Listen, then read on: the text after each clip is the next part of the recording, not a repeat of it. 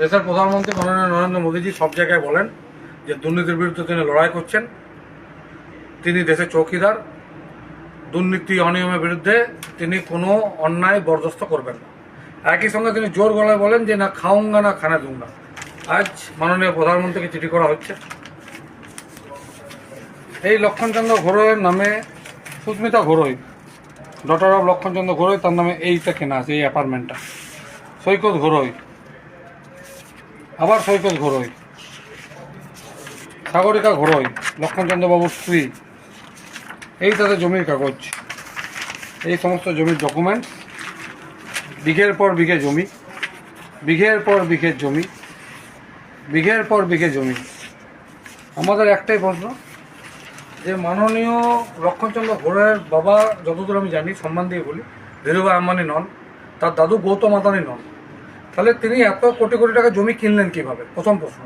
দ্বিতীয় প্রশ্ন, মানলাম তার মাটিতে সোনা পোতা ছিল, সোনা বার করে তিনি জমি কিনেছেন, তাহলে 2021 সালে বিধায়ক নির্বাচিত হওয়ার আগে কেনেননি কেন?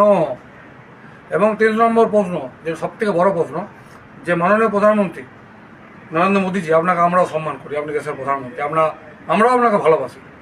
আমরা চাইবো যে বিচারটা আপনি করুন, যে দুর্নীতি যদি আপনার ঘরে হয় তার বিরুদ্ধে আপনি কি ব্যবস্থা নিচ্ছেন সেটা দুর্গাপুরের মানুষ দেখতে চাইছে।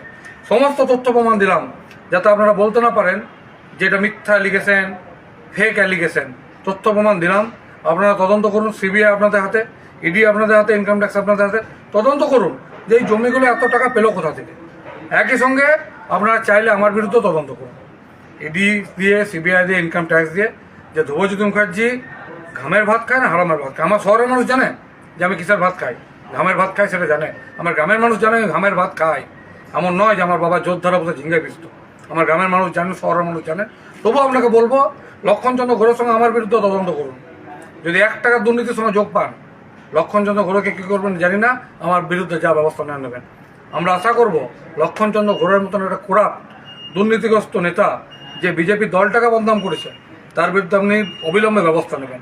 নচেত এটা আমাদের মানতে হবে যে হয়তো আপনাদের প্রশ্রয় লক্ষণচন্দ্র ঘোরের বারবারন্ত, বাকি বিচারটা মানুষ করবে। মাতৃ সব দুর্গাপুর জিন্দাবাদ, ভূমি রক্ষা কমিটি জিন্দাবাদ।